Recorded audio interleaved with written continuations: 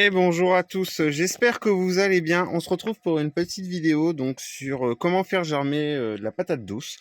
Alors je vais pas vous mentir, ça fait la troisième année que je tente la germination de la patate douce et ça fait 2 ans donc je n'y arrive pas. Pourtant c'est une chose qui n'est pas bien compliquée.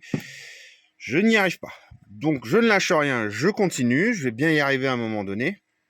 Donc vous avez 3 méthodes possibles, voire peut-être 4. Certains collègues youtubeurs en ont parlé sur leur chaîne il y a quelque temps. La méthode, c'est de récupérer déjà des boutures dans votre jardin si vous avez fait des plants de pommes de terre et vous les faites mettre en racine. Donc ça, on va dire que c'est la 4e méthode qui est possible.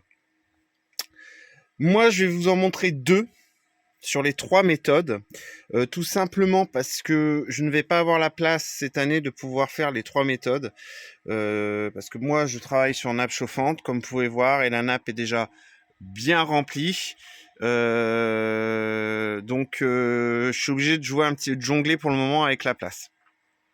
Mais la dernière méthode que je vous présenterai sans démonstration, l'année dernière, elle m'avait pas plu. Enfin bref. Donc, ce qu'il faut savoir déjà pour la patate douce, c'est que vous pouvez en trouver partout dans le commerce. Le conseil que je puis vous donner, c'est de les acheter, c'est possible, non traités.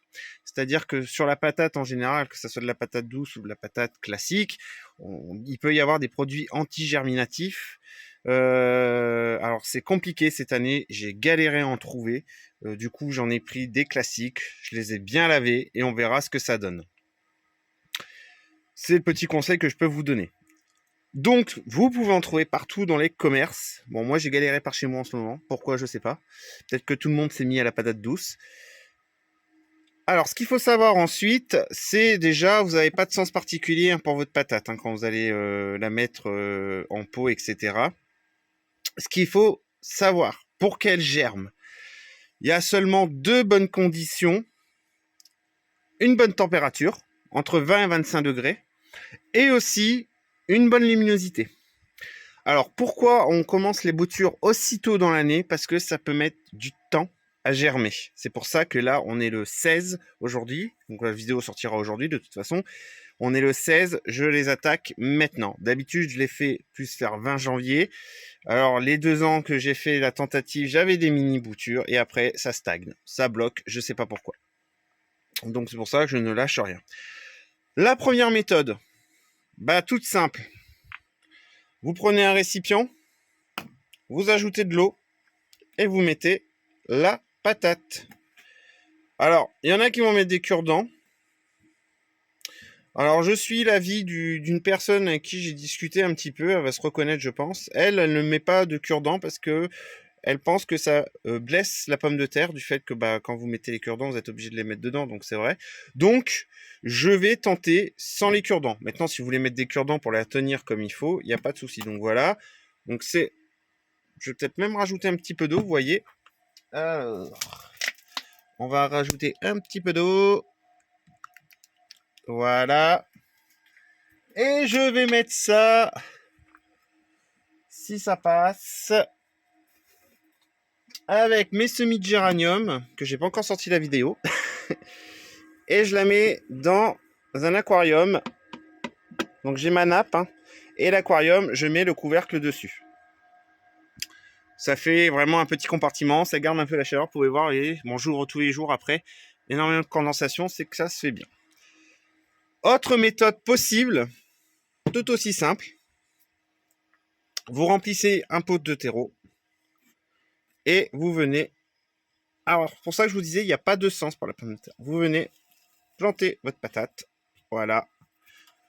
Alors, et vous venez arroser. Tout simplement. Bon, là, je vais attendre le temps que le terreau abîme un peu l'eau. Il faut que votre terreau soit toujours humide. Attention, pas trempé non plus, mais toujours humide.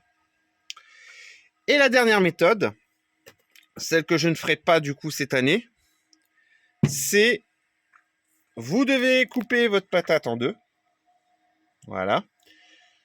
Trouvez alors une balconnière, quelque chose assez large, assez qui prend, voilà. Vous mettez du terreau, vous posez la face chair contre le terreau. Et ensuite, vous pouvez remettre un petit peu de terreau. Si le dessus de la patate n'est pas couverte, ce n'est pas grave. Alors, sur Internet, vous allez voir qu'il y a des méthodes qui sont qui donnent des meilleurs résultats que d'autres. Moi, Internet, sur ce coup-là, je n'y crois pas parce que ça va jouer surtout selon les conditions qu'on a, selon les régions qu'on a, c'est-à-dire les conditions aussi que je dis, c'est-à-dire la température que vous allez avoir chez vous, la luminosité, etc. Vous allez avoir chez vous. Pour ça que je vais comparer ces deux systèmes-là et on verra bien ce que ça donne. De toute façon, pour ceux qui commencent à me connaître, je n'ai pas honte de mes échecs, je n'ai pas honte de mes ratés. Je recommencerai à faire des vidéos bilan et certainement ce mois-ci déjà, parce que j'ai certains semis qui sortent, ceux que j'ai commencé. Je n'ai pas honte, je ferai des vidéos bilan comme d'habitude, bilan des réussites, bilan des échecs. Pour moi, c'est toujours aussi une marque de la chaîne parce que pour moi, les échecs ou les ratés ou les loupés, vous pouvez appeler comme vous voulez, elles sont aussi importantes que les réussites. Parce que l'échec, il faut comprendre le pourquoi on n'a pas réussi. Et ça, j'adore ça.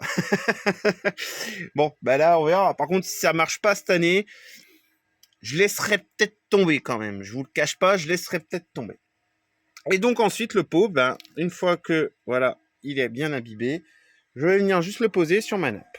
Lui, il va rester sur la nappe comme ça. Donc voilà. Donc voilà, petite vidéo, j'espère qu'il pourra vous aider. Je suis désolé de ne pas avoir pu vous montrer la troisième méthode, mais comme je vous disais, j'ai pas trop le choix au niveau place. J'ai pas une serre extensible, ce qui est dommage. Moi, je pense que si j'aurais plus grand, j'en ferai encore beaucoup plus, donc vaut mieux qu'elle reste comme ça pour le moment. Donc surtout, n'hésitez pas à vous abonner, à liker, à commenter. Dites-moi, peut-être que vous allez pouvoir me dire ce qui a pas marché les autres années. Je suis toujours preneur de conseils. Et surtout, partageons et apprenons ensemble et sans jugement. Allez, bonne journée à tous.